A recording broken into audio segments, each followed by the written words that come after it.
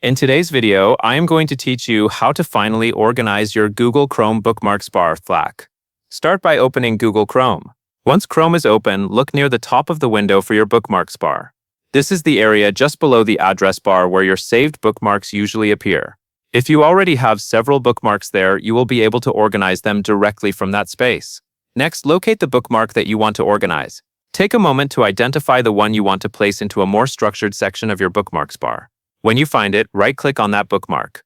This opens a small menu with options related to managing and organizing your bookmarks. From that menu, click Add Folder. This allows you to create a new folder right from the bookmarks bar, which is a fast way to begin grouping related links. Folders are useful because they reduce clutter and help you keep websites sorted by purpose, such as work, school, shopping, research, or daily tools.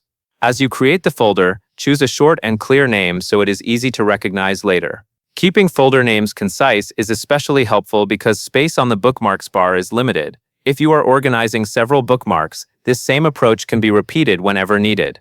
Creating folders around categories that make sense to you will save time later and make your browser easier to use every day. That covers everything you need to know.